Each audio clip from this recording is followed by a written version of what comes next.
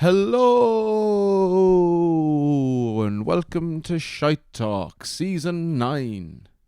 Apparently. Yeah, have you been labelling everything? Season 8. Season 8, yeah. I didn't realize we've been... Season 9. That's too long. Well, you forgot that we were on Season 9 because we haven't done anything from Season 8 for about 4 months. We haven't been... This is the first time anyone here has been listening to us. Unless you pay for the Patreon. That's what it feels like. It hasn't been... It feels like Season 8 never stopped because we've just been recording bits over the summer. Yeah. But just for the Patreon. So that's over there. We've got all the film club episodes. We've got all the live episodes. We've got the salacious content you can't be putting out on the regular feed. Yeah. You've got Pat Hickey. You've got John Delaney. You've got Dennis O'Brien. Yeah, maybe. We did put Don't John. tell him that. But it's good to be back here on the regular feed. Back talking to you people. Then now we have to bite our tongues and we can't call out all of the all of the secrets that we've uncovered over the months of investigative sleuthing. Secret 33rd county of Ireland. Kevin learned the word sleuthing. I did, yeah. That took a good week. We know things. We've uncovered stuff in our research. Mm-hmm. We've also been busy booking another live tour. Oh, yeah, that's right. Yes. We've got live gigs coming up. Where are they, Jason? And when? We've got call-ins. And why? Because we're broke. Oh, yeah. That's all. Patreon, why? Same reason. Yeah. Ads also are now on the show. Same, yeah. I don't know if you all have, if you've been reading the newspapers now, just say cost of living increase. And there's only one. It's basically a pamphlet. All the Irish Times is just one page that says it's fucked. Yeah, everything. Every graph is just like steadily, and then whoop, it's just a big red arrow and a massive thing breaking through a ceiling and then an alarm going off. Yeah. That's what's happening, I think. But anyway, so for those reasons, we're doing... Also because we love them and they're a lot of fun. We're doing more live gigs. Anyone who's gone to them has agreed with that, and hopefully they all come back for another one. It was just we just did a gig in Carlow for Culture Night on Friday. Multiple people came up and was like, you know what, that was a lot better than I thought it was going to be. Mm-hmm. Did you get those sort of comments? Yeah. Like, because I saw it was on in Carlow, it's like, thought this would be shit. Yeah, as I did have a lot of people come up and be like, I came down. I mainly came down to heckle. Yeah. And the worst, but you know what's the best? Yeah. Our live shows and call-ins on the weekend of Halloween. Yeah. In Cork. Then we're up in the Sunflower Public House in Belfast, the 24th of November. And then finally in Dublin at a date and time and venue yet to be decided. We're keeping that secret. But that will be a Christmas-themed show. It'll be a wintry wonderland. Yeah. And then Galway also at some point. Also, TV. Just fucking go to Cork and Belfast and we'll let you know. We'll tell those people where the other gigs are. But... That's it. This is the start, episode 9, season 9, episode 1. Cloud 9. Featuring Ben Verth. Yes, the very wonderful, handsome, vigorous, funny, Scottish man. That once again he literally wrote the paper on this subject that we're doing. Yeah, and it's for his dissertation. Yeah, it's amazing the crossover between comedy people and history people. And yeah, it's incredible. And then for the comedy podcast to be run by two lads who don't know their arse from their elbow. Yeah, actually, the amount of people who have like PhDs and masters. Yeah, we're the only two comedians who didn't study history at all. Yeah. But listen, fuck them, But anyway, this is the episode. It's good to be back. Yes, great to be back. We'll talk to you next week. We'll talk to you later on this week on the Patreon, where we'll be doing a film club episode for Burke and Hare. Yes. And we'll have another story about two giants. One of them the tallest man to have lived at the time. Both of them Irish. Both of them. So there's a lot of, Scottish body themed content coming at you this week. But who brought those bodies to you? Irish fellas. Yeah. Who brought that story to you? Irish fellas with the help of a Scotch. Whoop, whoop, whoop, whoop, whoop. Ireland played Scotland the other day as well. Bastards. A couple of fucking murders on that night. I know sports, but I know comedy better. So let's stick to that. Yeah. Here's the episode. Good luck. Now we're just pointing at stuff. Gather around now, you're in for a story.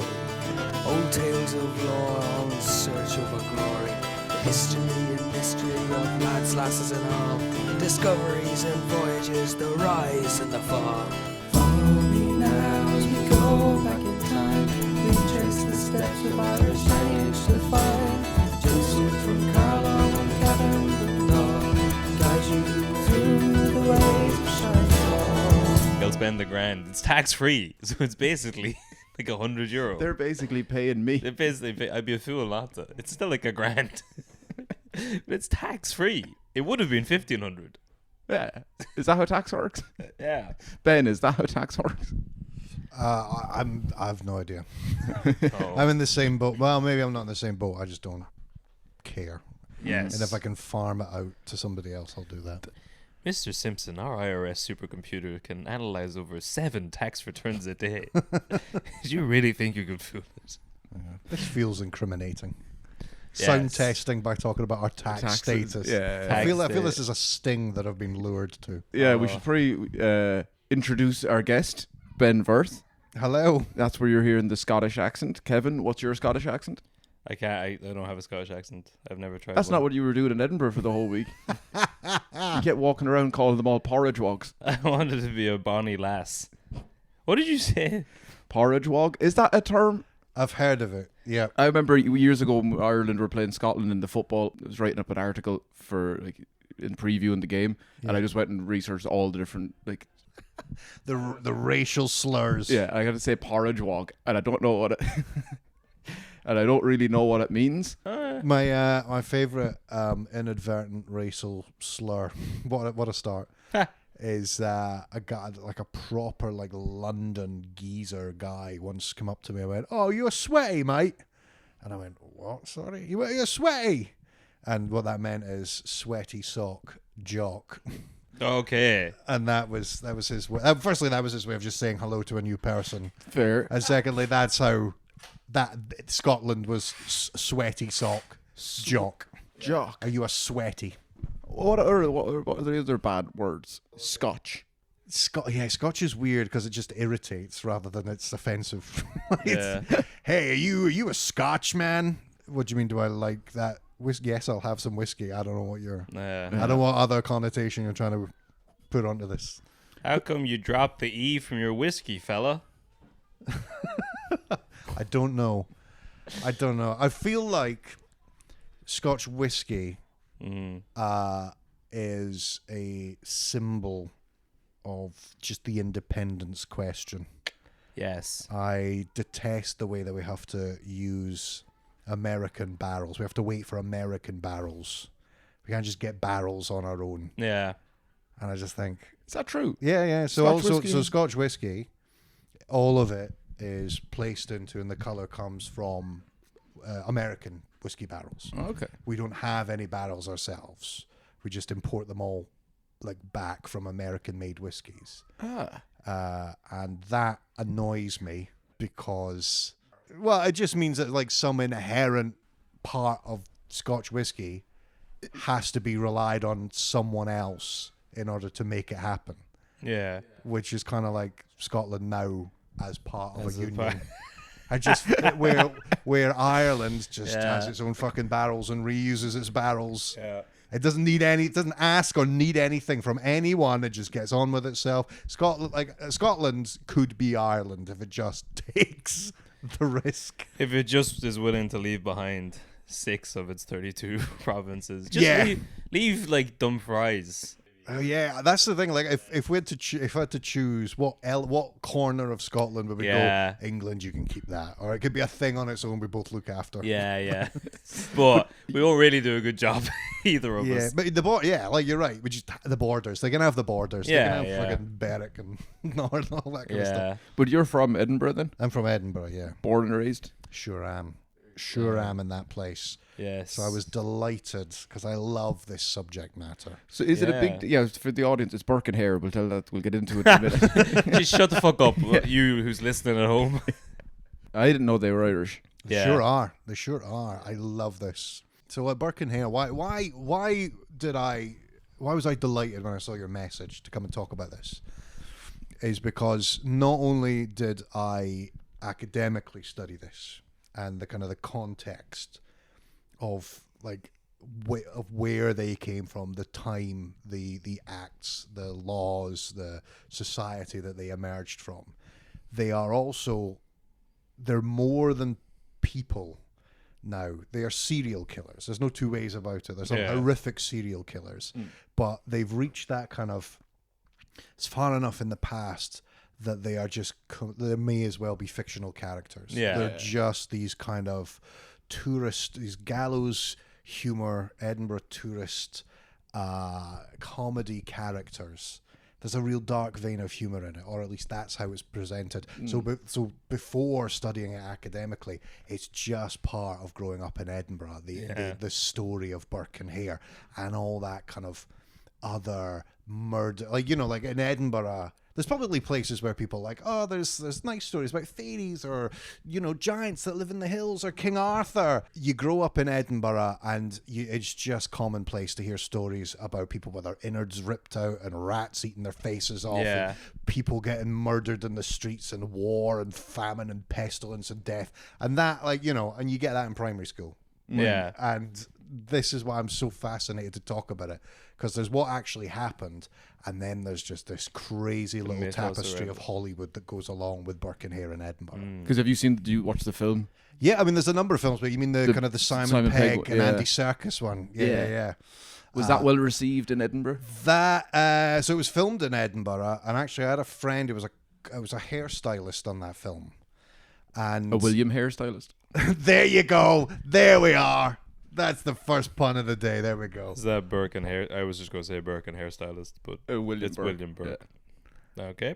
William Hare. William Hare. But what did they do? The film, I went to see the film. I thought it was kind of weird. It was more like a kind of carry-on film. Yeah. Doesn't really have a bearing on what actually happened.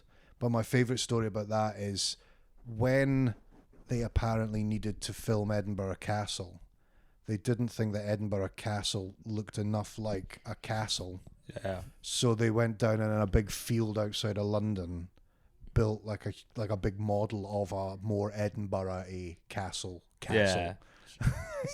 So it just, and then shot all the locations in Stirling Castle anyway. Amazing. I just know that Andy Serkis' accent, like we debated this the other day because I showed Kev the trailer and he thinks the accent was good. You just don't have an ear for Northern Irish accents. That is true. Yeah. The other day I had to have Kev translate while I was on stage when I was talking to lads up north. Yeah. He was down at the other end of the room and he had to go through him. Wait, why? What was the difficulty? I just can't understand what the lads up north are saying. He's racist is what it is. I try my best. And sometimes Carlo. it's grand. If it's a soft accent, it's all right. But if they're like drinking and they're around if they bow and scrape and fucking stretch their bows out for my lord's ears down in Leinster, piss off.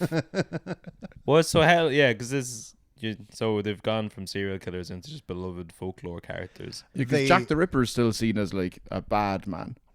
Yes, yeah. But they've transcended that. There is a street poem about Burke and Hare. Oh, I think is it up the close and down the stair. Yeah. But and Ben we Burke and Hare.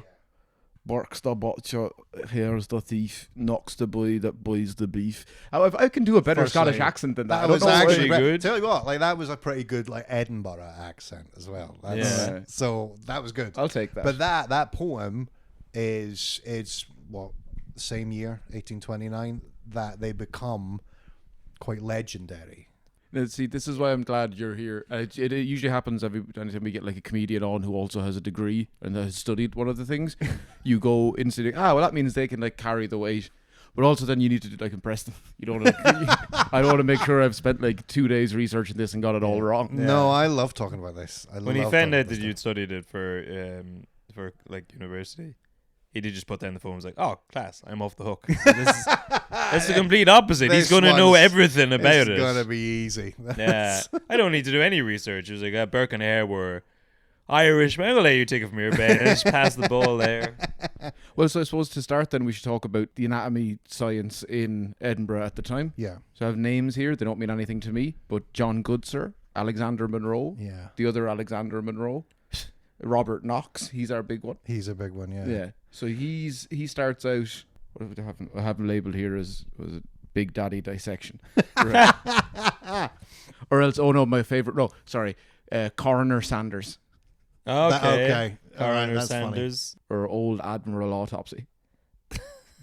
I had to start making light of it. Old Admiral Autopsy. So Knox caught smallpox as a child. Yes. Say that twice. Fast. Now, so none of the photos or the drawings I could find of him ever depicted that. Yeah. And because it'd be so easy to make him look like a mad scientist. But you never see any pictures of, like, any old paintings that never have acne or smallpox scars or any of that sort of stuff. They didn't have HD paint yet. Yeah. But then, no, they just know they got the same beautification standards as we have now. Just add on a filter to get rid of all that. Well, before he got caught, he was also a deeply respected member of Edinburgh society. So nobody would have gone out of their way to look for to draw him as a monster. And then when he was proved to be a monster, he disappears and nobody wants to draw him after that. So you never get. However, in the Surgeons Square Museum in Edinburgh, there is a model of him, and they've gone all out to make him look like the worst guy you've ever like. And he's not like, he's also got these glasses on, which are kind of like massively thick lenses. So he looks like goggles. He looks like something out of 12 Monkeys. Like it's. So he was an ugly kind of guy. One thing I should say, which is interesting, is when you were naming all the anatomists there, one of the reasons this culturally even shows up, the idea of body snatching from graveyards and then the graduation to murder, is because a lot of surgery schools were completely unlicensed. If you had a background in medicine and wanted to set up your own school, you could just do it. You know, like anatomy schools were as licensed as self-publishing on Amazon is now. You can just go ahead and do it. And so that's why there was such this scrabble to get hold of bodies, because there were so many different schools, because they were all money makers for the people who were running them. And if you had the most amount of bodies, then you had the most amount of pupils, you had the most amount of money. And that's one of the things that after body snatching graduates to murder, and everyone's like going, because it's not just these guys. Once these guys do it, then there's like a whole kind of copycat spate of stuff that happens in London. It's a natural progression. And they go, fuck, we're gonna have to change the law. So in the anatomy, the ultimate end of this is the Anatomy Act of 1832, where they go, you have to have a license, guys, come on, you can only do it in a proper school or a university, because this is chaos. Bureaucratic red tape, it makes me fucking sick. Yeah. But so when that happened, then the Anatomy Act, did that open up more ways of like legal bodies? Because legal bodies, it also changed the way that if people wanted to gift bodies or leave bodies to medical science, because now it wasn't seen to be. I mean, it's very different in Scotland and England. Scotland, you were only allowed to have a body if it was a executed criminal. Or an orphan, a body, or an orphan, or a body wasn't claimed. People wouldn't necessarily leave a body to medical science because this was still in the grip of religious fervor. But I mean, if it's the early 1800s and you can use orphans and criminals, no shortage of bodies there. But all of that is about what side of christening you were or not. You know, what side of a God-fearing, decent Christian life you'd lived. Okay. And a lot of people didn't want to leave their body or leave their family's body simply because tampering with a body would affect getting into heaven. Yeah. So you had a very small reservoir of bodies that any given school could access. Most bodies went to the university itself, the University of Edinburgh. The three Alexander Munros, who were the head of the anatomy school. There's three of them. I only found two. There's 1, 2, and 3. By the time the Alexander of our story, number 3, is pretty duff. His father and grandfather were better, and he was just using their notes. So he was completely coasting his whole career. But they were still getting the bodies. But even then, people were realizing he's not that great a teacher. We'll just open up the other schools. Okay. And then we can start funneling the people who travel to Edinburgh for their education and give them a better grounding. So I guess to start, is there like... Is there a big culture of surgeons and anatomy schools in Scotland in general? Particularly Edinburgh, Edinburgh. Because of the Munros and the University of Edinburgh, it was because one of, and we're on the kind of the edge of the Enlightenment at that point as well. So there's a whole culture of Edinburgh being the place for reason and thinking and sciences and all that kind of stuff. Okay.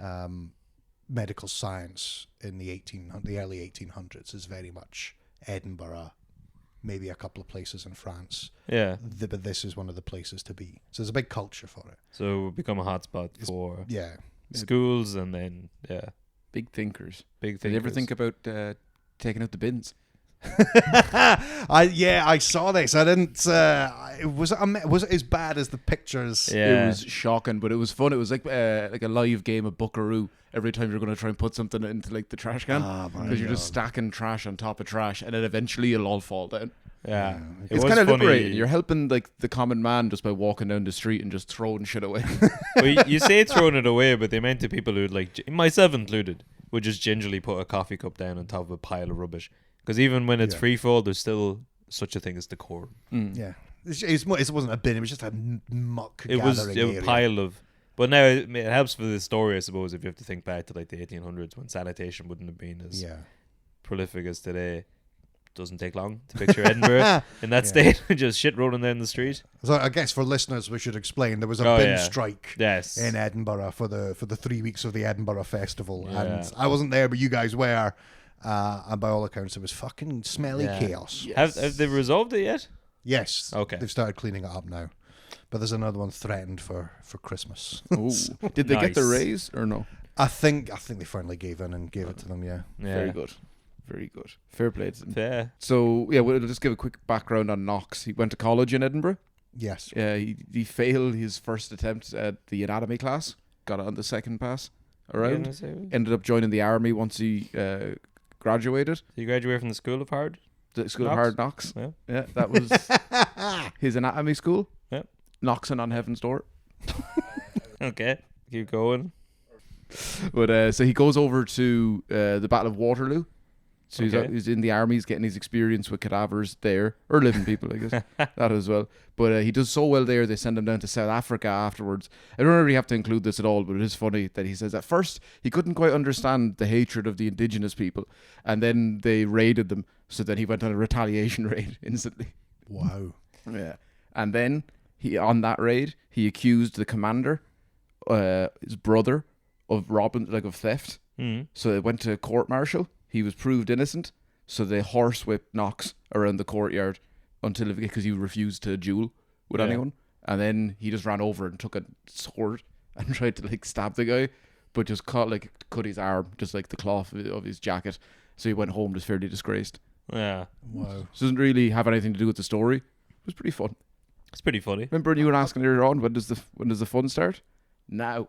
I don't think I ever asked that. I mean, that shows a weird moral backbone that he then rejects for the rest of his life. Yes. He learned his lesson getting horsewhipped and went, you know what? I think I can make this moral ambiguity work for me. It's just... It's not so mad. He accuses the upper echelons of theft. He gets whipped around, gets sent home in disgrace. Maybe that's his origin story. You know, disgrace ain't so bad. Maybe I can do something. I can live with this. But he does pretty well when he goes back. He gets papers published. He becomes the curator of the Anatomy Museum, and then he becomes a partner in the Anatomy School of John Barclay. He was a big dude at the time. It's a question. Yeah. Then he died a year after he became a partner, leaving the school entirely to him. He was the most successful. So he had more students there than all the other private tutors combined. Yeah. So he's... hopefully he keeps that record up. Knocks on wood, So they say he's doing 2 a day, basically. He's doing 2 open surgeries. What do you call them? I don't know. Demonstrations? Yeah. Classes? Just running a class, I guess. Yeah. So anatomy class? But so he's doing at least 2 a day. A cadaver goes for between 8 and 10 pound. 8 in the summer, 10 in the winter. Yeah. Because the cold keeps it fresh longer. Okay. Well, this is something I tried to say to my girlfriend, who's a doctor, and she just didn't follow my training. I feel squeamish whenever I see, if I was in an anatomy lab and someone was poking a brain, that would unsettle me. Would it make you squeamish? Mm-hmm. Yeah, absolutely. Yeah, but it seems weird to me that the brain doesn't inherently know what it looks like. It's only learned that that's what it is through, photographs.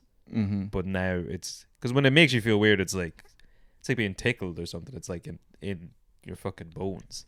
But the brain doesn't naturally know that that's what it looks like. Like, it knows what a foot looks like, Yeah. but it wouldn't know what a brain looks like, other than learning through. But it's quite like a brain's always quite squishy. There's bits on it. It's a bit bloodied. But it doesn't know that. No. It's learned to fear itself. But do you think there's like a... You're right. Yeah. We don't have time to No. get into it. That was... I said that to her and she was like, no, I can just hold the brain in my hand. It feels normal. I was like, you've lost. You've lost. She gets to do that. She doesn't get to do it. She has to. And she loves It's it. not like a reward. Yeah. It's not like the equivalent of a gold star. Here, touch the brain. Well done. You Yeah. fixed another broken leg. You get 5 minutes in the brain cabinet. Give it a jiggle. Go Hooray! on. Give me the child one. It's so malleable. Stick your finger in.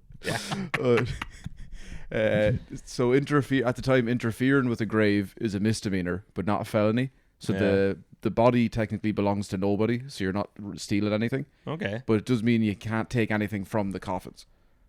So Right. So people are robbing the bodies, taking out off the jewellery, everything else, throwing that back into the gravesite. Yeah. So reverse grave robbing. Yeah. Okay. Now some people, I imagine, probably robbed stuff as well. I mean, in for Yeah, a penny, in absolutely, for yeah. a pound, really, at that stage. £8. £8. There you go. Yeah, so this is a problem all through the 1810s. Oh, sorry. Yeah, so the worst that can happen is you just get a fine or like an imprisonment in the UK. You're not going to be shipped off to Australia, and you're not going to be murdered or hung, I guess. Yeah. But so this is a problem all through the 1810s and 20s.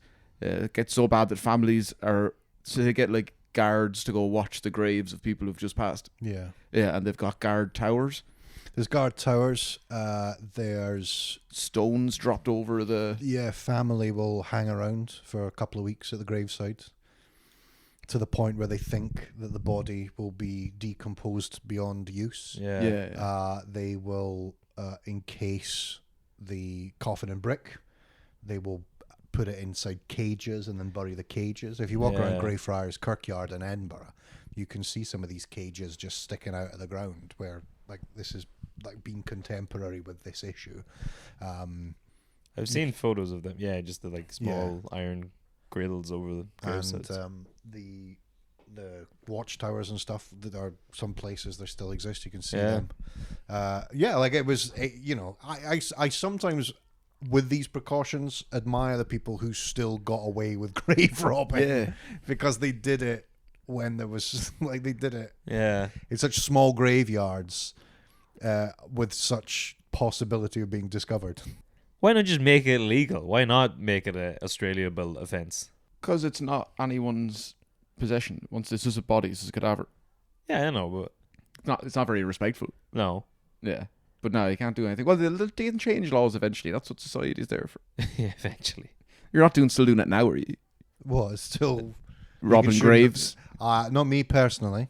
Oh, yeah. Nobody I know, but I don't think so. I think It's just you're not willing to incriminate anyone. yeah. This is like that tax Like conversation our again. tax chat at the start. I'm just going to remain stum about anything that might be legally incriminating. Surely the statute of limitations is gone. How long is that? A week? A week on a grave robber, probably. Yeah. I think if everybody and then the 3 generations after them are all dead, that's probably the end of the That's statute. fair. Yeah. That's just when an Irish grudge begins. 4 generations when it starts really heating up and you forget what it was We're about. only getting started. Yeah, but you really hate them then. But sorry, William Burke was born in 1792, year of our Lord, in Erney, County Tyrone. After a middle class upbringing, he joins the British Army as a teen before serving in the Donegal militia and abandoning his family to move to Scotland. God Did damn. you know this? Did I what, sorry? Did you know that Yes. he had a wife and he was like, basically it says it's either a dispute with her father over land, Yeah. or just he wanted to move to Scotland and the wife didn't, so then he just packed up and tipped on his own. I'm starting to think that this fella he's not a very sound man at all. Whoa. Well, You're casting then, aspersions. then just you wait. You're not going to like where Do this we goes at have all. a story for you? Yes. I forgot how young people. It's just because you said all of his early stories so far. When you said abandoned his family, I genuinely thought he ran away from his mum and dad. No, he had a family. He had a family and left them behind because he wanted to go over and work on the canal. And when he was over there doing that, he met Helen McDougall, or Nellie. Once the canal was built, they moved then from about near Falkirk into Edinburgh. So they were selling second-hand clothes, like a vintage shop. Yeah. But was it a fancy thing? No, not in the slightest. No, it's like okay. Like, it's like more like an Oxfam than like a. Oh yeah, they were dragging the absolute bare minimum of what they could achieve in order to make money. Like it was a level of poverty. Yeah, So because he's a baker as well and a cobbler. So he's making his money off of selling used, like just goods? rags and stuff. I mean, when we say used clothes, like it's not like a fancy like, oh come on, let's go treat ourselves to like a vintage top hat. Yeah. It was absolute rags that they were selling. All right. Yeah. So I suppose he's doing that. Yeah, cobbling, baking, just grafting in general. For context, for later on, he's making about £1 a week or so when he's doing this. Now, so he deserves more than that. And he's sending none of it back to his Tyrone family. Yeah, Let me tell you, they're seeing not a penny. But it's here he starts to. The alimony's killing me, Nelly. It's £1 a week. But it's when you like the descriptions of the lads, Burke and Hare, are. It sounds like it's a novel, like someone's writing it, because one of them is like relatively good looking, and he's like like William Burke, I should say. So he's walking around town, Bible in hand. He's a married man. He's dressed well. He's good looking enough. He sings and dances for his customers. He's a very well liked man. And then pretty much William Hare is just known as a rowdy, illiterate lad from Armagh. He's like, he works in coal. He's dressed very poorly. He has a bunch of scars just littered across his head. Yeah, he's an absolute bastard. Yeah. When you say works in coal, it sounds like he's an administrative job. I assume you mean he works in the coal. In the coal, yeah. Because it didn't say coal miner. No. So I imagine he's just. So he'll be a coal salesman or a coal delivery guy getting it from. So the Union Canal is that they were navigators on. Is the kind of the main trade between Glasgow and Edinburgh through the Central Belt. So like stuff that was coming from the Empire into Glasgow or stuff that was coming from Europe into Edinburgh, it was the transmission of it between Edinburgh and Glasgow, and so they needed people to get it off the barges when it would arrive in Edinburgh and get it into the city and flog it to places, and that's what his job would have been, just shifting huge sacks of coal to the pubs in the Grass Market. Yeah, and so he has a wife that he picks up, Margaret, after her husband dies. He's renting in their lodgings. Yeah, and then the fella dies, and he just marries Margaret. Now that's convenience. It is. Yeah. And it's the same as like Robert Knox, the guy he was partnered with in the school, died a year after he came in. Yeah. I'm not saying he did it. But he did it.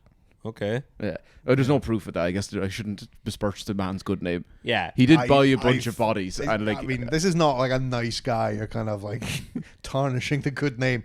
Like, yeah, but there's enough to go on the bad shit that he did do. I don't need to start lying about things. Yeah. Well, no, but you do think of that kind of stuff because like Hare was obviously doing something with the wife because they get together.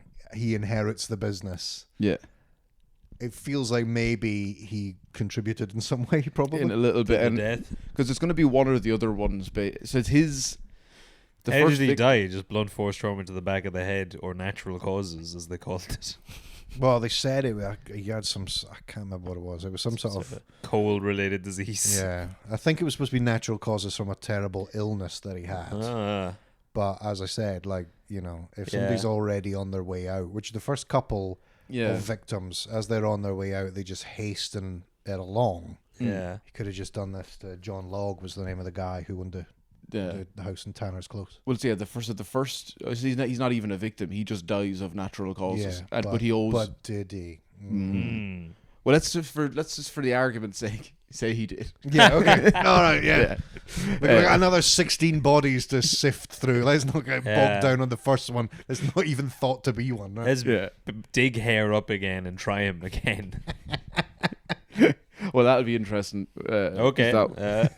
We'll come back to that later on. So Burke and his Mrs. Nelly move in with Hare into the lodgings. Not really sure how they met. Some people said it's out on like the harvest, and they meet there. When they get back to Edinburgh, they move in with them. But Hare has a lodger there, a lad called Donald, and he dies in November 1828. He owes £4 in rent, and sure, Hare's not going to see that money now. No. So they think, well, instead of just burying him, what if we take the body and bring it and sell it? Seems fair. Yeah. That's a month's wages. Yeah. No, it's more. So it's £8, £8 to £10. So it's for. Oh, sorry, but I mean he owes him £4. Oh yeah. Oh well, then that's absolutely. Yeah, but the army, between the army pension, I guess the parish chipping in, all of that stuff.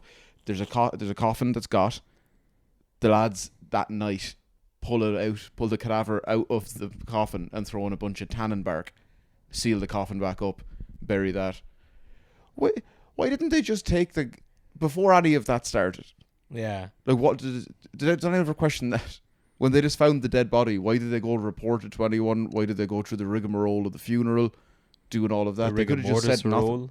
Because it wasn't premeditated. I think they only consider what they've got on their hands after this one. So because of the culture at the time, there would have been chat and precaution because this old guy, when he dies, it's the parish that looks after him. So it's like the church going community. Yeah. So by that point, there is probably chat about when we bury him, how do we defend against body snatchers? What are body snatchers? Ask Burke and Hare.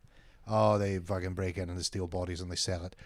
What? They get what? They do what? And they get how much? Fuck. Oh no, that's terrible, isn't it? Anyway, goodbye. We'll look after the body tonight. Yeah. Right, get the crowbar. Like, that's what happens. That's the sequence of events. Yeah. But also, I mean, of course. Why would you ask? Why didn't they just sneak the body off? He's a military man, and the parish knows him. Sure, it's easier to let him go through the process of being buried and then whip him out rather than just hiding the body. Now you're up for murder. That's true enough as well. Yeah. But it did still seem odd. But anyway, that night they hit him under the bed. You're cutting corners. That's what you're doing. You're getting lazy already. We need to get into the psychology of these people. But so they hide him under the bed for that night, and then they bring him the next day. Which, in fairness, that's one more free night. Yeah. £4, £1 shilling. To the rent. Yeah. So initially they went down to go see Dr. Monroe about the body, but it's the students there that point him towards Robert Knox. Yeah. All goes well. So I guess they don't deal with Knox personally, that he has like assistants for him. Yeah. Yeah.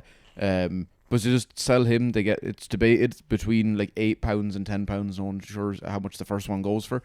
But then that's about it. No need to get greedy. Buy low, sell high. Done and dusted. And then there's another fella who's sick. And they're like, well, put him out of his misery. He's gonna be turning off business. No one wants a sick man around. Yeah. So then they burk him. Yeah.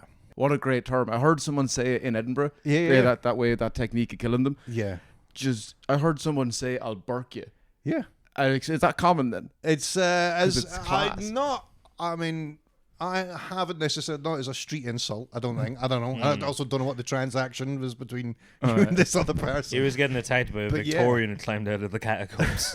I'll burk you sonny Jim. But but there is the specific way that they would murder, which is the one person holding their body weight down to stop the victim moving, whilst the other one would take the first and second digit and close the nostrils, and then take the thumb and hold it under the chin to keep the mouth closed.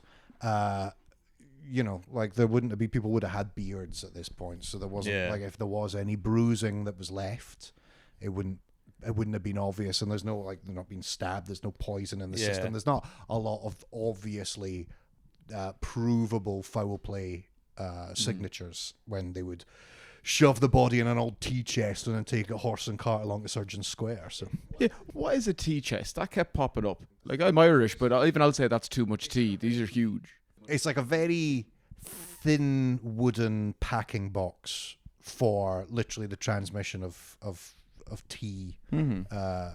Not in bags, but like just huge, just all the big leaves and stuff. Okay, I should have said as they were leaving the anatomy school the first time. That's when like the assistants were like, we'll see you next time. Yeah, if you got any more that you find, inverted commas, then that's your record scratch freeze frame moment where they're like, well, let me tell you how we got here. It's shortly after that another lodger, he's a miller called Joseph, and he's the one who gets sick. So it'd be cruel to keep him alive. He's feverish, he's delirious. So they just put him out of his misery. They get so that's the second body done. He's coming in from like a rainstorm and he just sneezes and they're like, the poor bastard. Yeah. He's better off dead. He wouldn't call it living. Well, I like to think that there's like a natural progression to it where it's like the first couple they are teeter on the edge. Yeah. And then it's just they realise there's just too much money to be made. Yeah. But I didn't realise they go so quickly from dead bodies to fever bodies. That was a pretty big leap. Yeah.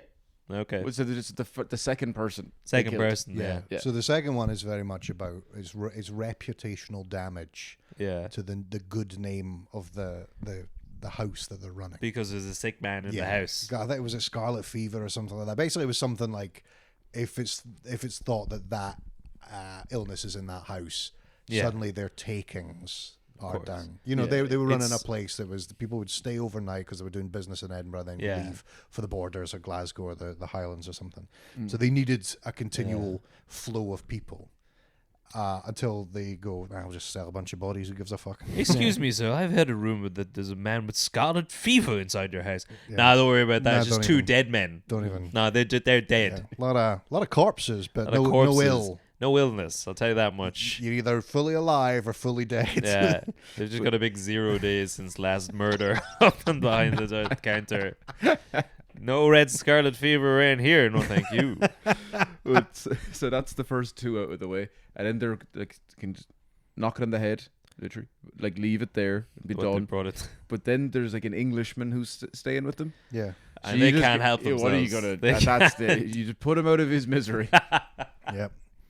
So, again, reputational damage. Yeah. We don't have scarlet fever and we don't have the English in this place.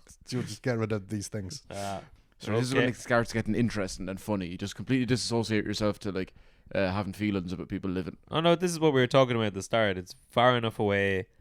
It's basically it's like pirates and the Titanic and dinosaurs. It's just comedy gold at this point. So Abigail Simpson was an elderly woman, a pensioner who lived outside the I'm laughing already. She would travel into Edinburgh to sell salt. It says elderly. Yeah. So I don't know if we're in their 60s or whatever. So like, even then, pensioners, people just wouldn't retire. Well, that's a good... Couldn't retire, Jason. The Tories had once again fucked them over in their pension. That's a good salt job for the next generation. Yeah. She should be kicked out of her house. Yeah. Why'd you go die in a ditch and let some young person dig the salt?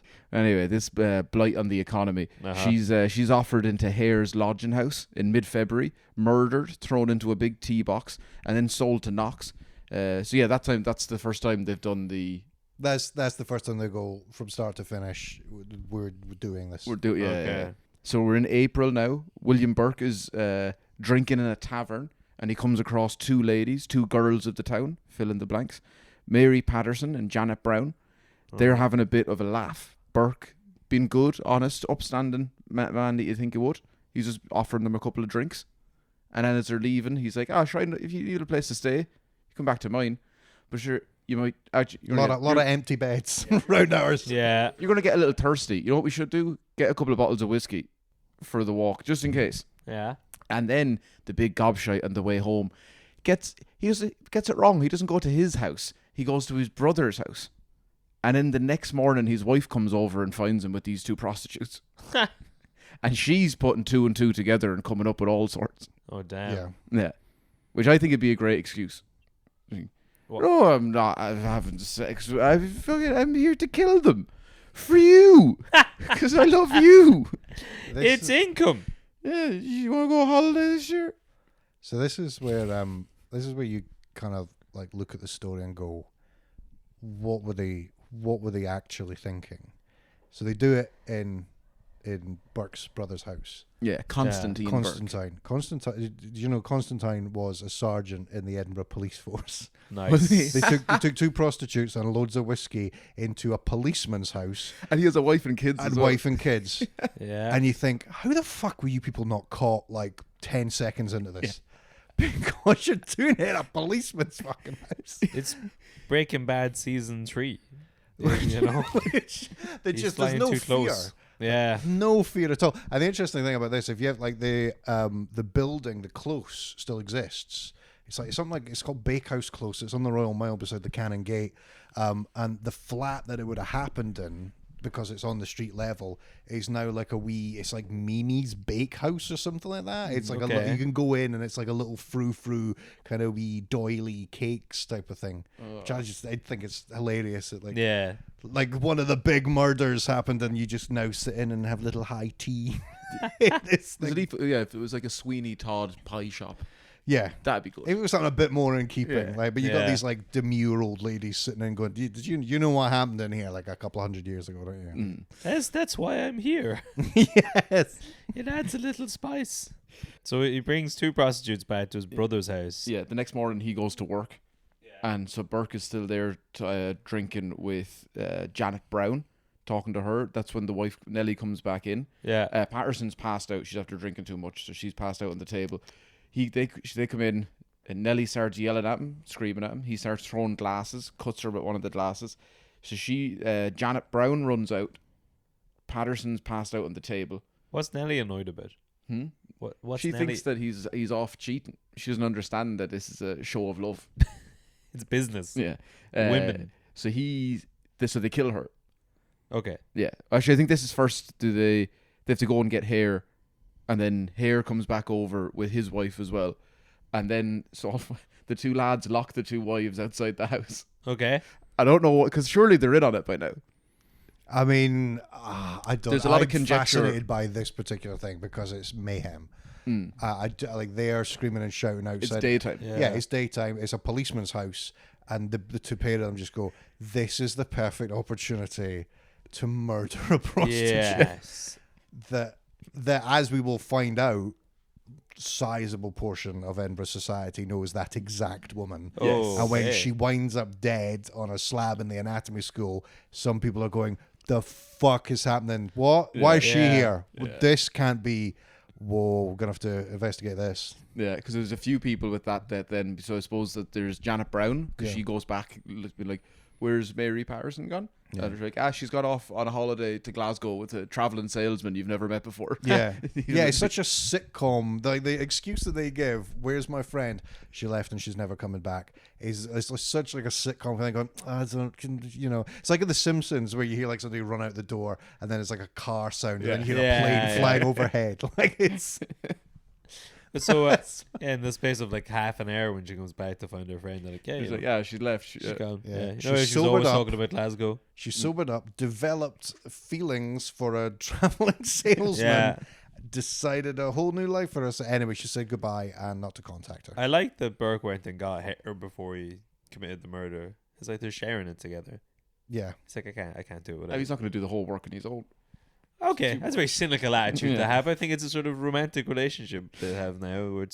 Where they share these murders. No, another reason, because a lot of people would have seen her and known her, but Knox is so delighted with the quality of the cadaver that he preserves her in whiskey for like 3 months. So a lot of people are just walking by going, "That's fucking."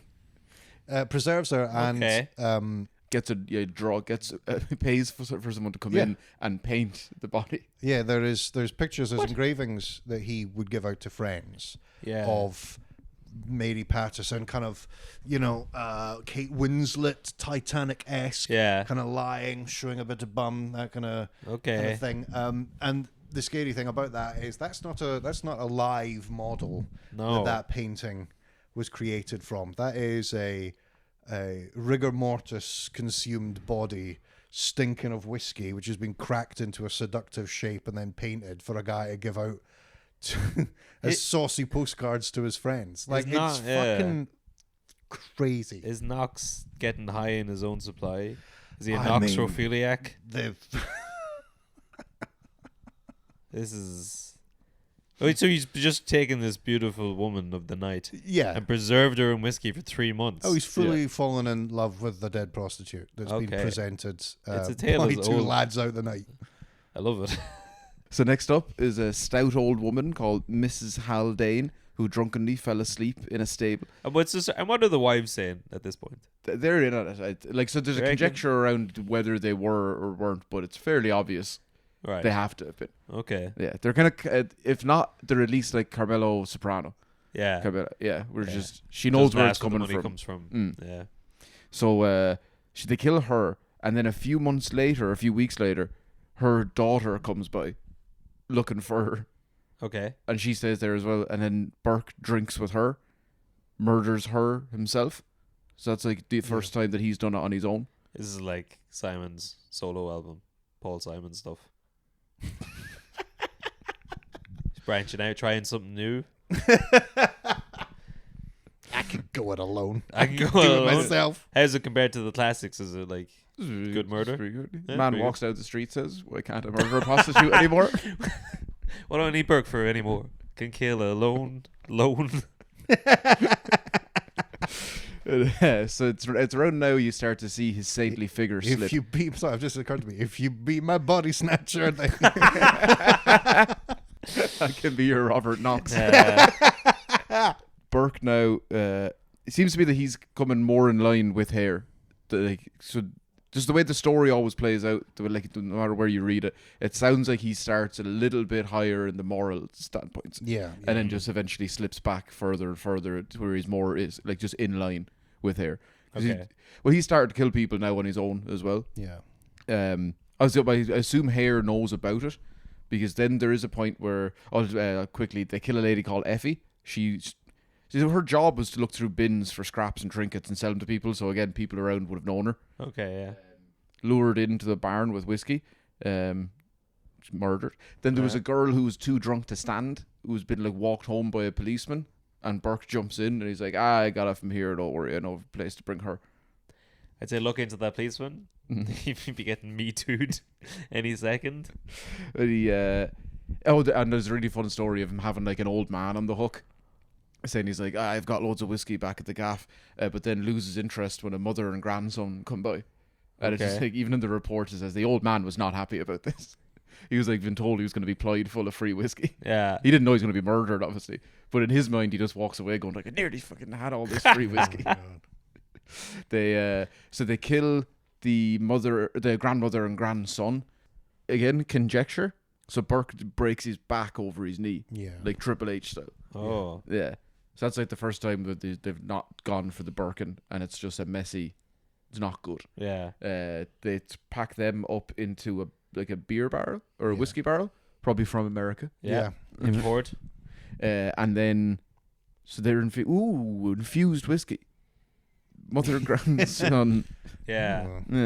You'd pay a lot for them. There's definitely a Burke and Hare whiskey, is there? There must be. There must be. Out of that barrel. So the bodies wouldn't all fit in the tea box this time, so they threw it into a barrel. And when Hare's horse wouldn't pull it any further than it was, this is around Grassmarket down in Edinburgh. Yeah. And the horse is refusing to go any further, so he has to get like a porter on the street to help him. Yeah. Just like bring these two bodies in a barrel. Like, again, the audacity. Yeah. The audacity of the two of them. Like, they run this city is the vibe that we're getting. But by now people kind of know them, where they're starting to suspect.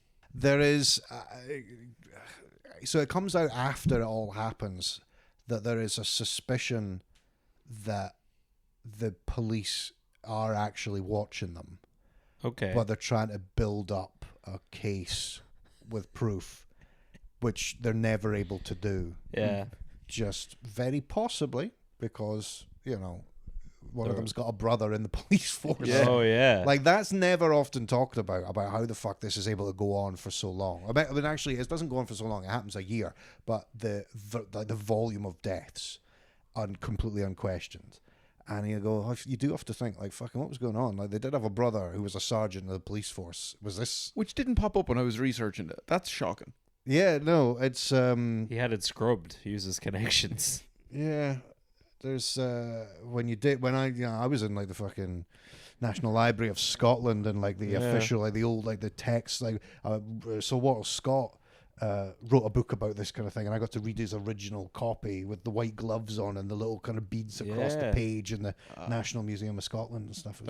So again, it is like the Walter White, Hank Schrader. Oh, people were obsessed by it. Like this, like by the time everyone started finding out about what was going on, it was national, scandalous. People ate the newspapers up in order to find out more about this stuff. It's a fascinating story so far. Oh, it's on the way. I should have said, the horse. Who's like, I'm not having this anymore. I'm done for the day. He goes back and he shoots the horse. Well, yeah. I mean, Which is the horse is basically his getaway driver at this point. If they always say it's a sign of a serial killer, someone who hurts animals. Yeah, that's true. That's true. Finally, definitive proof. Yeah, Abe murders in. He's like, he killed the horse, because it seems like they're getting on. Then this like carry on sort of. They're getting cheeky. Yeah. And the porter's pushing the barrel. He's like, oh, yeah, it's fucking, how much does this cost you? And he's like, what's your fucking arm and a leg? Oi, oi. That Hey, would be. Governor, what you got in there? Dead body or something? Oi, oi. I say. So at this point now, they're both coming a little bit loose at the edges. Oh, yeah. Yeah, well, because he's after shooting the horse. Burke is killing people on his own. But I assume he's dealing Hare into like the outlay of the money or whatever, the takings. But then, so for some reason, they still need cash, even though they're getting like every time they're killing a body, they're both getting at least a month's worth of pay. Yeah. And they've killed a load now. And so they already had jobs or whatever. So I don't know. But they still need money. Seemingly that like Hare sells some of his clothes, some of his possessions. Burke ends up going on a holiday with his missus, and when he comes back, he realizes, geez, now he's very flush. He's wearing like a fur coat and a crown. Okay. Yeah, and so he's like, "Wait, you? Last time I saw you, you were selling your own clothes." Yeah, and now he's to like, make room in the wardrobe for these new fancy ones. Yeah, but he gets suspicious and he confronts him and he says, "You've been killing people, haven't you?" He's like, "Nah, I wouldn't do it without you." And then he goes and talks to Knox, and Knox is like, "Oh yeah, he brought me the body there the other day. He gave me £8." Because of this, then big quarrel. The couples fall out. Oh, Nellie and Burke leave, and they go 2 streets over to, I think it's her cousin's gaff. Now that's the end of the murder spree, July 1828. Until September 1828, the band gets back together. They took it all for the fringe. Summer break. Yeah, it's just August where they could rent out their apartments for 3 times the price regularly. Yeah. Yeah, Jesus Christ. Yeah, if you did have a lodge, Yeah, that's the time. Yeah. Forget about the murders. Just start fleecing artists for a while. But they decide to let bygones be bygones, put past differences in the past and all that. They get back to the important matter at hand: killing lowlifes. Yeah. Like a laundry woman comes by the lodgings. I don't want to give away what happens to her, but let's just say we'll see now when the dirty linen is washed. We'll see with the clothes hanging out on the line on a good summer's day like today. They'll be fairly well stained, and we need the washing machine or Daz or whatever they call it they use now. I don't know. They've gone away from Daz. I'm not saying I'm bad at house making and that I don't do the washing, but I'm not up to speed on the little capsules that go in, the type of them that go into the washing machine. But it used to be Surfer Daz when I was a Deanie Og. The Count Corla will remember that as well. You transcribe that. Yeah. Off the dome. Your Honour. Yeah, Your Honour. Yeah, That's I don't know if you saw that footage going around. That's one of our local TDs went on a rant there the other day about just washing liquid. In the middle I didn't know. I didn't know. We did an episode about him. He was he's a great man. Okay. I'm going to go looking for that. So next up is everyone's dream. Yeah. Burke gets to kill his sister-in-law and Dougal. Oh. Now he did, in fairness, you might look at that pretty bad, killing your sister-in-law. He did draw the line at killing his wife. He said no. That's good. That's good. Now Hare's missus had suggested it Right. quite a lot on the basis that she was a Scotch. Okay. Oh, And at this point, they're definitely in on it. I mean, like, they're Yeah. definitely, something's up. Or at least Hare's wife is. But she's like, they basically said that she's like a very cold-shouldered lady. Okay. Yeah, she's harshened. By all the murder and tragedy. In Ireland, Even before she moved to Scotland. Yeah. Yeah, but then James Wilson, Daft Jamie, was an 18-year-old local boy who walked with a limp due to a deformity in his feet, and he was described as mentally disabled, known as Daft Jamie. Now he puts up a good fight because usually they get people drunk first, and then they sit on them and do that, and then Yeah. But he's not big for drinking, and he likes snuff. Okay. Yeah, so he was more up for the fight when it came around to that time. Yeah. Yeah. Well, we're just playing full of cocaine. I'm sure that'll subdue him at the time. Oh, no. Yeah. Well, so Although whiskey as well, really. It made me Google order some snuff. what snuff is. Yeah. Because I wasn't really sure. I thought it was like cocaine. Yeah. But it's like No, a type of tobacco. Yeah, it's just snorting tobacco. That's snorting tobacco. terrible. So you just smoke purely through his nose. Yeah. Like, it's just, that's it. God damn. But so Daft Jamie was well known in the area, and the young doctors were now concerned when his cadaver came in. Knox, however, was pretty much saying don't worry about it, and set about moving Wilson's body to the front of the dissection queue, and coincidentally worked on this cadaver by cutting off his head and feet so he couldn't be recognised. Yeah. All coincidence? Yeah. Coincidence? Feels like he knew what was up by that Perhaps. point. Yeah. Now, the date of the last murder. Okay. It's Halloween. Yes. Oh. So it's Halloween night. Margaret Doherty, an Irish woman, was lured back to the lodgings in McDougall's cousin's house, John Brogan's, that is. Now, Burke told her his mother was in the same town as her back in Ireland, so that was enough to get her in. She couldn't resist the chats. Yeah. Yeah, the old country. So he brings her in. Now, there's two other lodgers, Anne and James Gray. They're either paid to or else just told to go over to Hare's lodgings and stay there for the night for free because they're having a family catch-up. Yeah. Now, they come back at some point to grab a few bits and pieces, but they just see everyone drinking, singing, laughing, so everything's fine. But then, like any Irish party, wouldn't be complete with the two lads going to schlaps. So they poke the heads off each other before stopping themselves and going, matter at hand. We've got a woman to murder. We have a woman to murder here. So the Greys, they thought something was off the next day when she wasn't around, and probably a load of blood everywhere, I imagine. But so they went searching and they found the body in a big pile of straw at the back of the garden. McDougall tried to bribe them when she came across them, saying that they paid them £10 a week to say nothing. But £10 a week? Yeah. That's a lot of murdered bodies. You're gonna have to you're gonna have to kill two people a week, one just to cover that. Well, also you tell them you pay him £10 a week, and you just murder them. Yeah. The police found the bloody clothing of Doherty under the bed, so they were all arrested, all denied any wrongdoing. But then during the trial, it was found that the body was probably suffocated, but couldn't be medically proven. They couldn't actually. How do you do that? I guess it's 1828. 1828. Yeah. So well, she looks dead. Check her pulse. That's all we got, Governor. But the police weren't confident of a conviction due to a lack of evidence.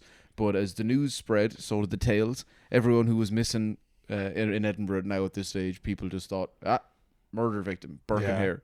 So the legend grows. So inaccurate stories are sold to the press, but some accurate ones as well, like Janet Brown, Peterson's friend from earlier on. Yeah. She sold her story to the newspaper. I fucking knew it was weird. She wouldn't have just fallen in love in the space of half an hour and then left and never said anything to me ever again. I thought it was weird. Oh, that would be... Oh, you'd make a fortune. Yeah.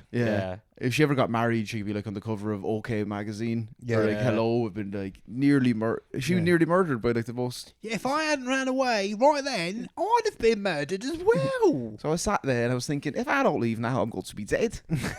And I'm going to start talking like I'm from Liverpool. Yeah. We've all made very brave acting choices in trying to portray Janet Brown now. No one knows how the 1828 sounded. But what do you reckon? So she sold the story to the Red Tops. Do you reckon a load of lads just read the headline like, Brazzer reveals all. That's a bloody Burke and Hare story. They shouldn't have put it on page 3. Yeah. What? Oh, it's a horrible, gruesome murder again. Oh, yeah, so I guess that's where them selling second-hand clothes comes in. Yeah. So they were keeping some of the clothes of people and then just selling them. And then flogging them off. Yeah. Jesus Christ. It wasn't enough to get paid the £10 for a body. You're going to make 1 shilling from a skirt. So they're selling so Daft Jamie, he's big and daft looking. He's also poor. He's got one set of clothes.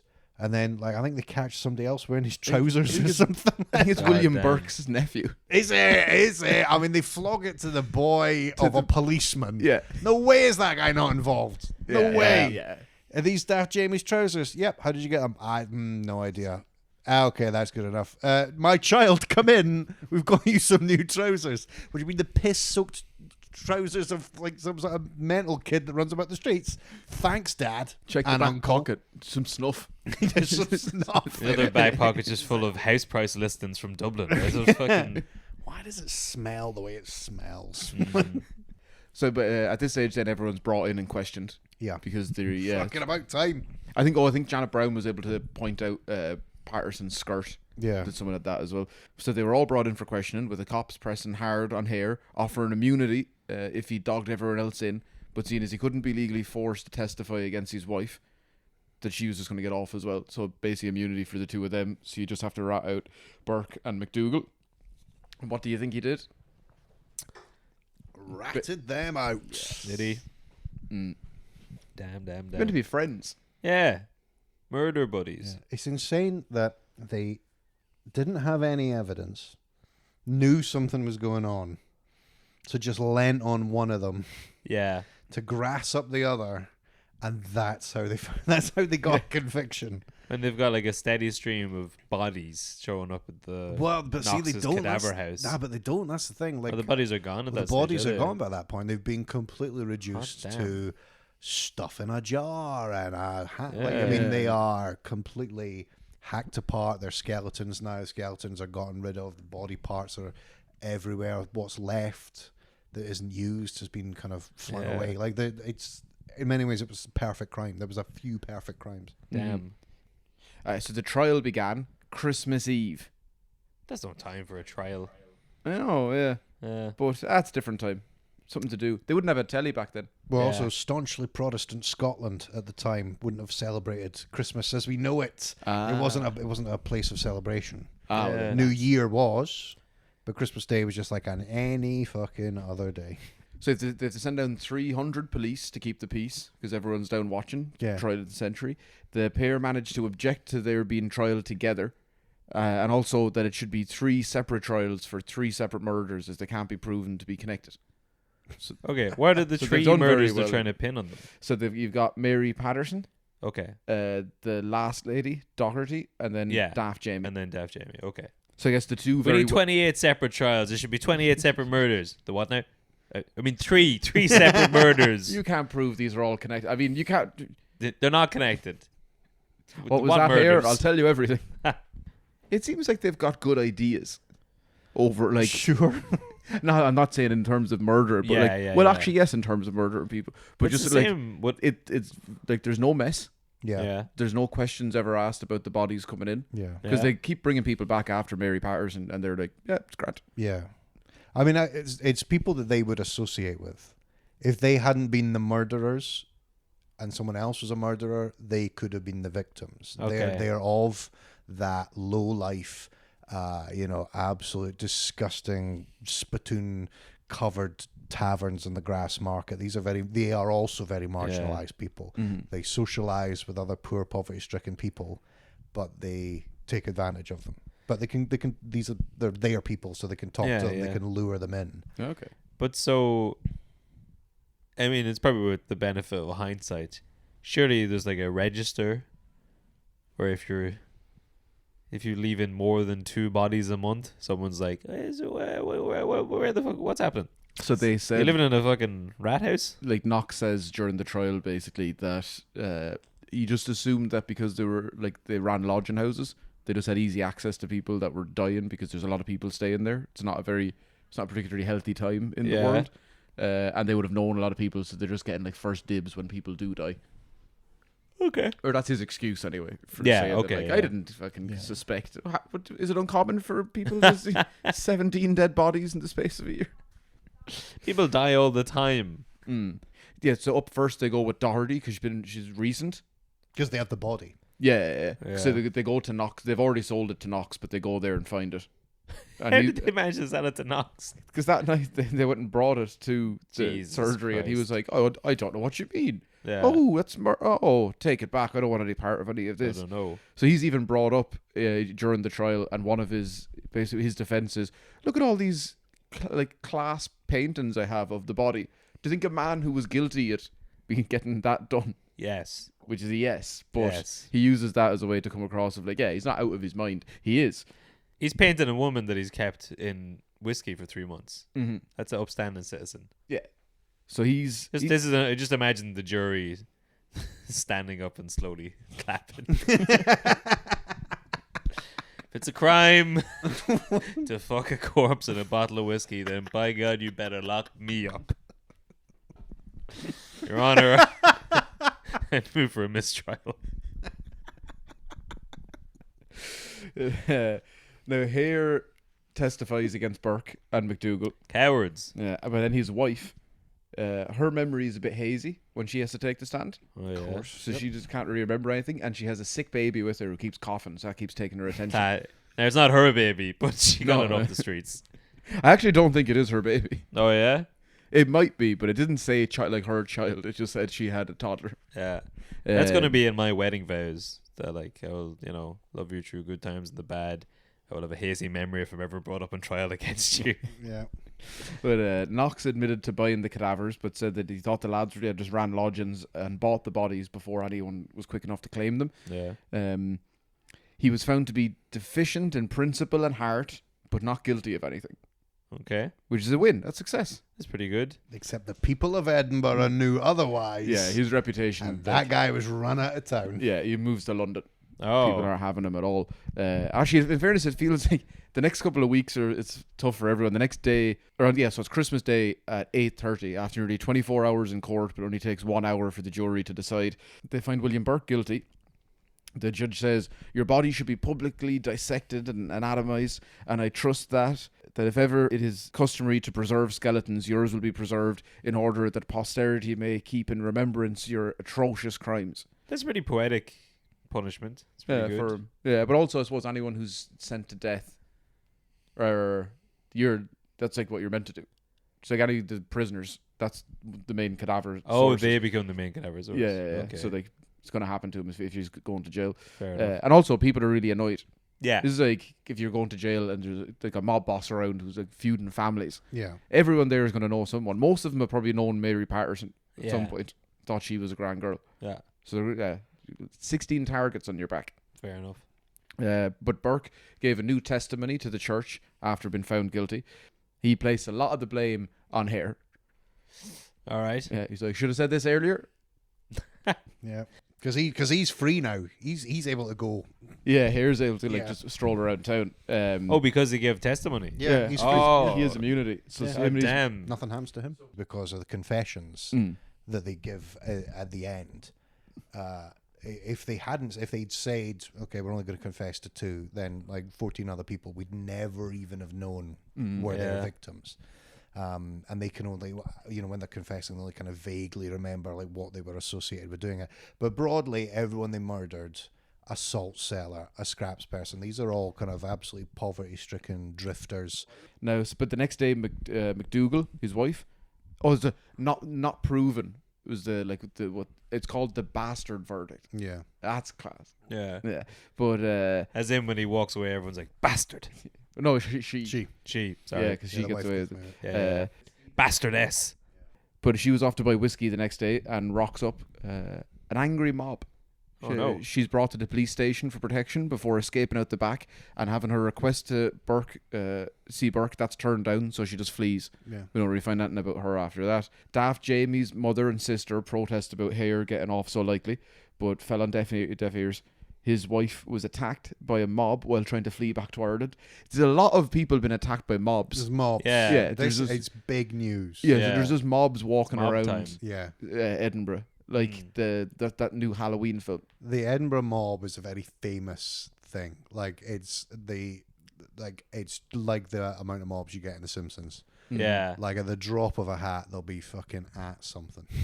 Like people will be rioting somewhere for something. But he anything I could give you is just a placebo. Where can we get these placebos? Maybe they're in this truck.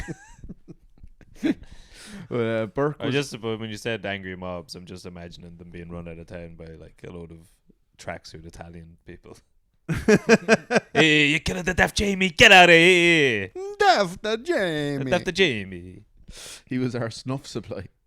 Christopher. But Burke was hanged in front of 25,000 people. He was dissected by Dr. Munro, and the police had to be called from the island. No, yeah. Munro, not Morrow.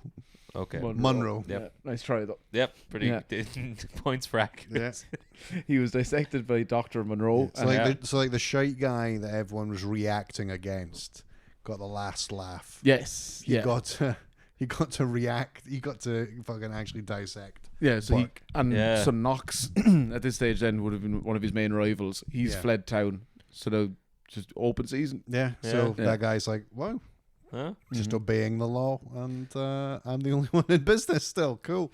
But so another riot because of the mob, when some people had to come down to watch. Too many student doctors showed up, basically. There was tickets to see the dissections.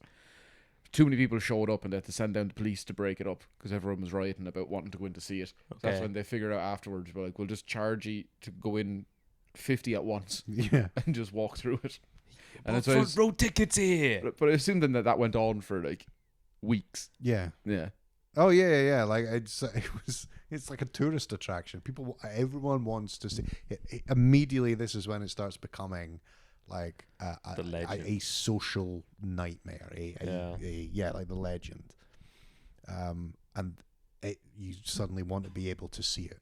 And then the weird thing is that's when people start requesting strange items as part of the body. So the skeleton hangs. You can go and see that in the Surgeon Square Museum. But rich patrons start asking for little bits of skin so that they can turn into, like, they can use it as binding for a book. Yeah, so he has a book. There's a little matchbox made by like a rich guy, and it's just like it's just the skin book's skin. Yeah, so he has a book and his death mask in one of the museums in Edinburgh. Yeah. That's a book bound by his skin. Yeah. That's metal as fuck. Yeah, like somebody just goes, I want a souvenir. Yeah. Turn that into a book. Yeah. This is like going back and watching horror films from the 70s and you're just shouting at the TV. Like, it's an Evil Dead, the Necronomicon. Yeah, but if you have that's a weird looking book. It has a face on the front of it. Don't read don't start language. writing in a book that's bound by fucking Burke and like the serial killer's skin. Yeah, but have you seen the book? I've written in it. What? No, I haven't seen it. No. Sorry, the Burke book. The Burke book. It's still got hair. Yeah. On it. They get her hair as well. I thought he ran off. Yeah. What? We both made the same stupid joke there. Yeah.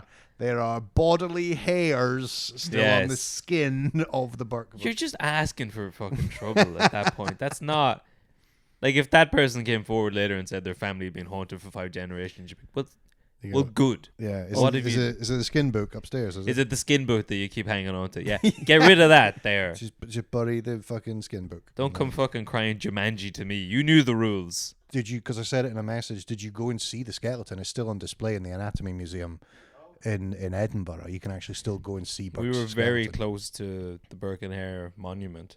We figured out how close we were to it when we were out in the restaurant one night. The monument? What was the monument? I don't know. I remember we were sitting in that Mexican restaurant, and then we found out that there was a monument very close by to where we were, and then we immediately forgot about it. Oh, it's not a monument. There's a strip club. That was it. It was a strip club. We were inside the strip. There's a strip club. Burke and Bear? No. There is a strip club. I don't know if it's still open. Called the Burke and Hare. Okay. Which is just on the site, which is just over the road from the site where Tanner's Close, the boarding house where they did all the murders, was. I find it fascinating. Absolutely. You would never have a strip club called Jack the Ripper. You would. Jack the Stripper. Yeah, maybe Jack. Okay. So easy. But you could. I'm not saying you couldn't. I'm saying it exists. Decency would stop you in your tracks. Hare. To finish up on him, I guess he was released in early February. Yeah, police escort under disguise, and he was spotted on the train when he's leaving. Wait, it's early February of what? Like within a year? Within a month. What? He's let out a month after, but he has immunity. In fairness, he should have been out before. He should have been out the next day. He shouldn't have even been put in prison. Yeah, he should have had New Year's at home. Yeah, but who do you sing "How Long Syne" with? Oh yeah, that's your song. Yeah. Should old acquaintance be forgot? And so on and so on. A classic. But Hare gets released. Police escort under disguise because everyone knows who he is, and they're all out looking for him. There's mobs everywhere. But then he gets spotted on the train by one of Daft Jamie's lawyers. As he's fleeing. I mean, it does sound like the end of a film, doesn't it? It sounds like the chaos chase at the end of a Blake Edwards film or something. Because then the news spreads, and they kind of assume where he's going. So there's mobs everywhere. There's a mob outside his hotel when he gets there, and they're like swarmed with angry crowds. So they have to organize a decoy train to come down to draw attention away, so that the mob kind of chase that. So then Hare sneaks off out the back, over to a prison for safekeeping. until the crowd realise that he's in the prison. And then they all go down and swarm that, and they start pelting it with stones, and they're just wrecking the whole area until 100 coppers have to come down and then sort it all out. Very nice. It's like, I've never murdered anyone. Yeah, if I asked the state for 100 police and a decoy train, they tell me to piss off. You know, it's bullshit. Why is he getting like, not even on my fucking birthday? If I was like, give me 100 guards and a decoy train, just because. Without him, you wouldn't have got William Burke. He would just be out there walking around. I'm going to turn you in for bringing that necromancy book in here, so I can get my decoy train. But so this time, Hare is once again snuck out, told to make for the English border, and that's pretty much the last we hear of him. No one really knows what he goes and does. His wife, Mag, I think I said that, she was attacked by a mob on her way back to Ireland. Knox's reputation never really rebounded, but he did well for himself, and he did okay in London when he moved down there. And then, so it all culminated with the Anatomy Act of 1832. So that means, 48 hours you have now for unclaimed bodies in workhouses, so then they could be sold for dissection. So firstly, it regulates who can actually teach anatomy. Oh, okay, that's probably the more important one. And so it completely constrains how many schools there are, how many practitioners there are, and it becomes, you can either just do it at an actual royal society, or you can do it at a university, and you can't just do it in some guy's house. Like, that's the rules. Mm-hmm. And then it expands the use of or where bodies can be legally claimed from, and makes provision that people can legally leave bodies should they want to do that, because you're right on the cusp of a kind of changing religious attitudes. Was it still like an opt-in situation where people had to like donor cards, or how do you I mean, if you wanted to leave your body, it was an opt-in kind of thing. I mean, if people were unclaimed, if people were or seen to be unchristian, it was fair game. But like, generally, suddenly there's now a larger supply of bodies, but for usually just single channels of medical practitioner, and it's policed a lot more. There's now there's legal weight for the people who receive the bodies to ask pertinent questions about how the bodies were come by, because after what you get after Burke and Hare is a lot of body snatchers in London going, well, that's a fucking great idea. And there's some copycat crimes that happen in London. The London Burkers, as the group of them were known and called themselves. And then that's when it gets really weird, because they just kill a boy, like just out and out kill a 13-year-old boy. And then suddenly people are like, okay, this is real. This is not like a big mental guy off the streets. This is not a prostitute. This is a little cherubic boy, and you just murdered a boy. And they're like, okay, forget it. Right, that's the end of that. And more than that, I mean, like, you have, one of the precursors to Burke and Hare. So it's important to say as well, I think, and this I should have said this at the start. There is when we talk about body snatchers and we talk about Burke and Hare, the connection is that they are the logical extension of something culturally that's going on. People stealing dead bodies. They themselves were never kind of body snatchers that then developed. They never dug up bodies, it's often thought, and you see images of Burke and Hare, these silhouettes digging into broken up graves and backlit by moonlight on the Greyfriars Kirk. They never did that. They were just out and out murderers.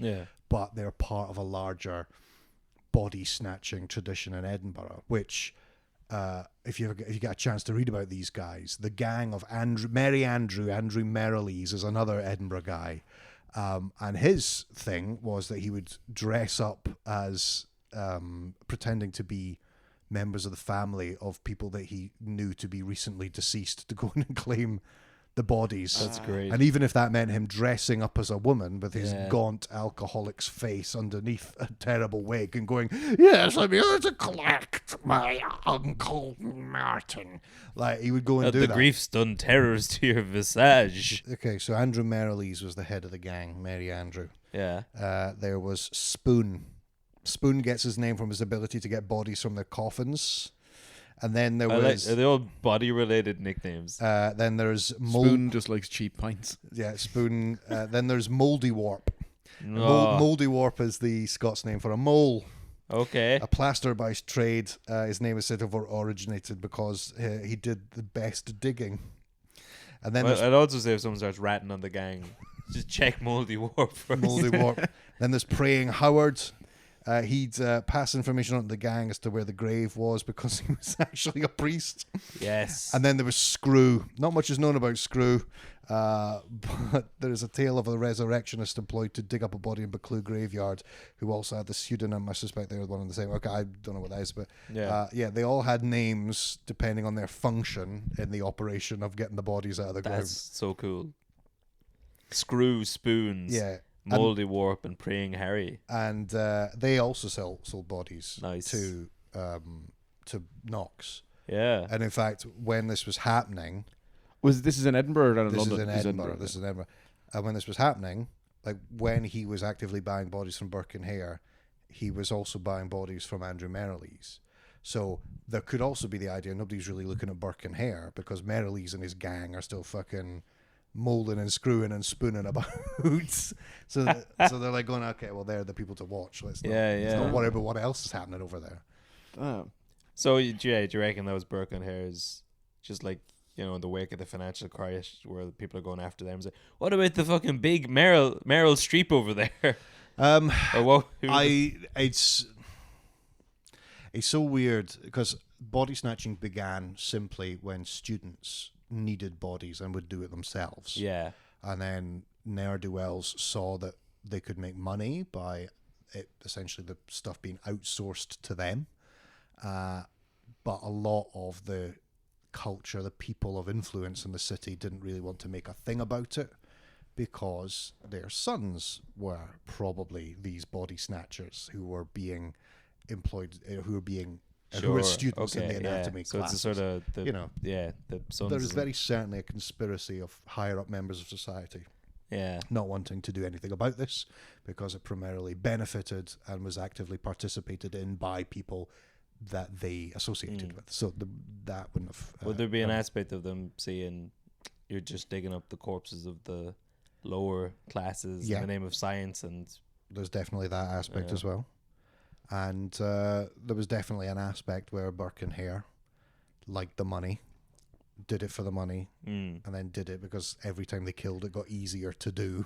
Yeah. And they got completely desensitized, and that's why when you get to the end, they're just fucking crazy with it. Yeah. Because there's now no sensitivity or repulsion. Also, because you're not, like, during Groundhog Day, when he starts taking the piss because he realizes there's no repercussions. Yeah. This is basically the same thing because they like getting the porter. Yeah. There's so many times they should have been caught that they're like, we're just not gonna. We're fine. We can do whatever we want because it's clearly clearly getting cocky. There's the big man upstairs is looking out for us. Yeah. Or downstairs. And all of the crimes usually involve them getting as drunk as the people that they're trying to kill. Yeah. So they were probably by like the end of that year, if you're drinking extortionate quantities for every night of the year, by the end of it, you're just like, I have no feeling anywhere in my body anymore. I got to guarantee at least once they woke up and were like, fuck, not again. No, so one time I think Burke drank too much and passed out before he killed a woman. So he had to wake up the next morning and be like, how do you... Hair of the dog. Roll over. What have I done last night? Fuck. She's alive. Jesus. You make a mistake, you turn over, you wake up the next morning, you roll over and you're looking at some living woman. Oh God. Sickening. Oh, I need to knock the drink on the head. But yeah, that's Burke and Hare. That's Burke and Hare. So there's a weird little coda to the end of this. Yeah. It was big news. As you said yourself, 25,000 people showed up. They crammed into the space around St. Giles Cathedral in the centre of Edinburgh to watch Burke being hung. This was big news. And people were scared. People that lived amongst them in the centre of town were serial killers, like pretty brutal serial killers. Yeah. And they became popularized. About 50 years later or so, there's like, what are you doing? I forgot what was going on there. I was like, fuck, is this a Louis C.K. situation going on? Tell me about the serial killers. There's a in the Victorian period, so I think about the 1840s or 50s, can't remember exactly. There was a group of school children that were playing on Arthur Seat, big hill in the centre of town. And the Jack Russell that they've got chases a rabbit into a hole, and the dog disappears into the hole. So they have to start digging the dog out of the rabbit hole. Yeah. And what they find are 16 tiny coffins inside the hole, like tiny little, maybe just like 6 inches, 5 inches. And when you take when they took the that's not cover, tiny, Ben. 5-6 inches. perfectly average size Perfectly coffins, reasonable sized coffins. yeah, You know, coffins that I know what to do with that coffin. Was it hardwood or softwood at that stage?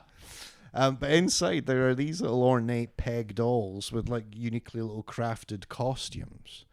And nobody definitively knows what these little coffins were for, but you can now see them exhibited in the National Museum on Chambers Street. Yeah. But one of the popular theories at the moment, 16 coffins, 16 victims of Burke and Hare, is that because there was no bodies, there was no way of commemorating the dead that were dissected and gotten rid of in the anatomy schools, some well-meaning group or individual in Edinburgh held a commemorative service in as much as they could afford. Crafted these little coffins, crafted these little dolls, and then gave them all as Christian or commemorative a burial as they could in Arthur Seat, where they were then discovered because rabbits sort of dug around the thing. Dogs chases rabbits. Yeah. So you can see, like, if you Google them, you can see the creepy little dolls. Nobody knows, but people seem to think it's linked to Burke and Hare. Because they carbon dated the wood, and the wood is from round about 1830, 1831. Well, but they were discovered, what are you saying, in the Victorian period of 18... Yeah, so not that far away from the actual thing happening. Yeah. But they are creepy. Like nobody understood what this was. Sure. Enough. Yeah. Used to be on brand. That is a nice little bow, though. But they are... like the way you walk around Dublin and it's all Samuel Beckett and James Joyce and Oscar Wilde. Yeah. Do you have a lot of plaques in Scotland of like Mary Patterson was murdered here?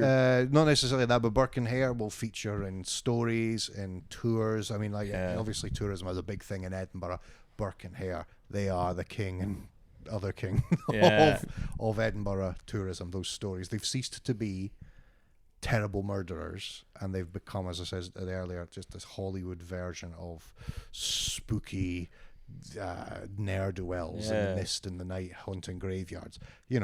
How far away are we from a fucking Fred West ghost tour? That kind of stuff, There's something about, like, if you murder one person, it's a gruesome tragedy. If you murder 3+, it's a tourism dream.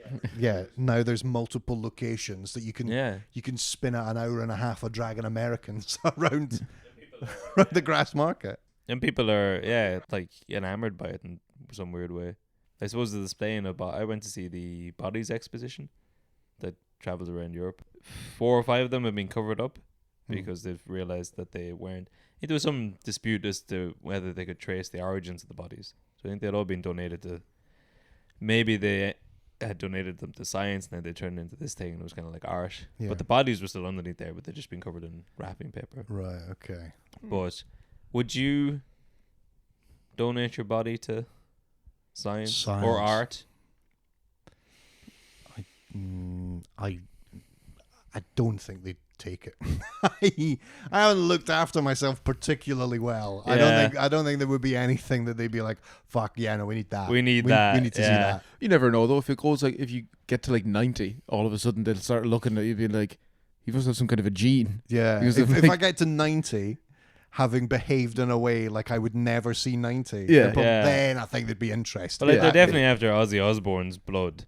Yeah. At this point, like, he shouldn't be alive. There's like, you heard of Jeremy Bentham, the philosopher? His body's on display in University College London.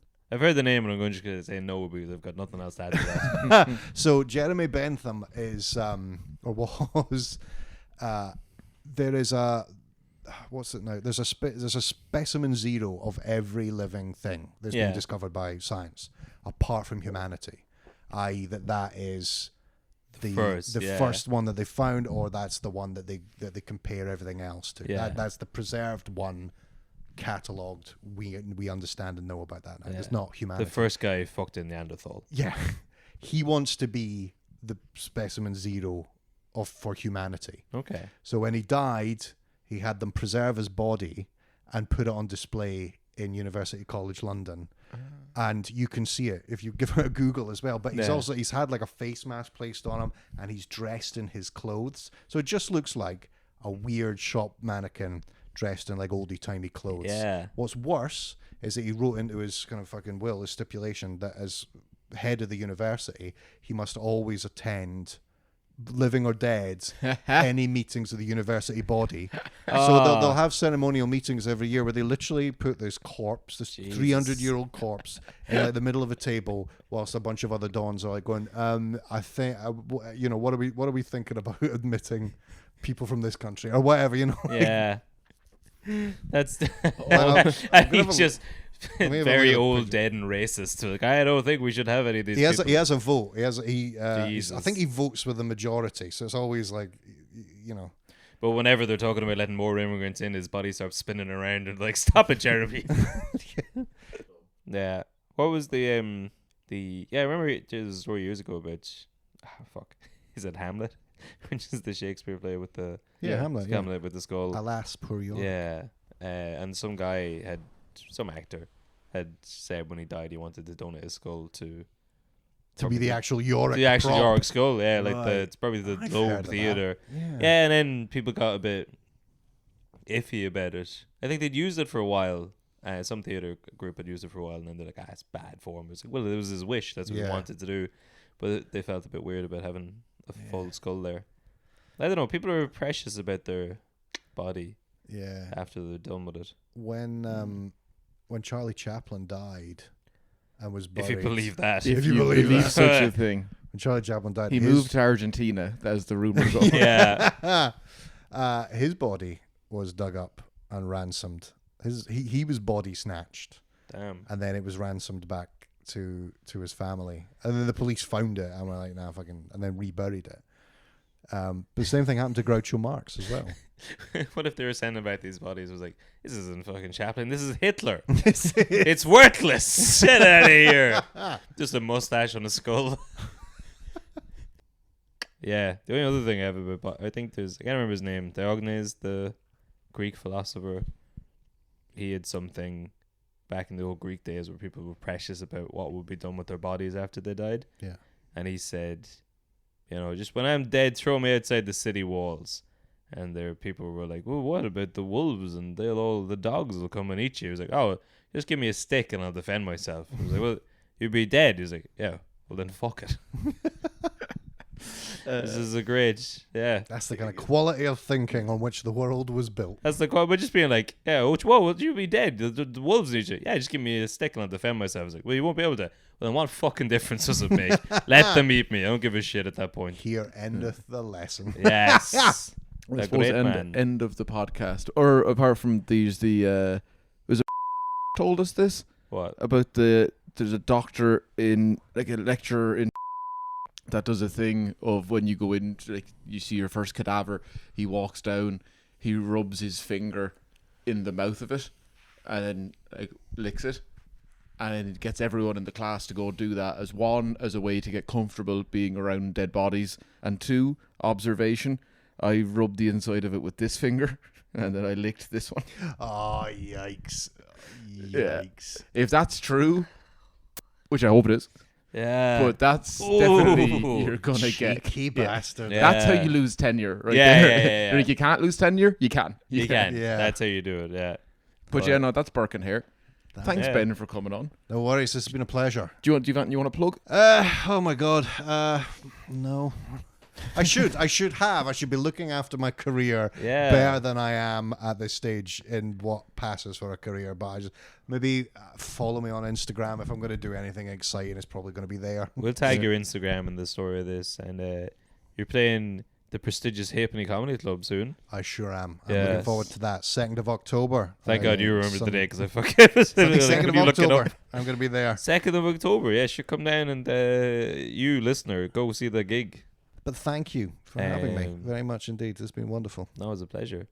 Yeah. Good luck to you. Chapter.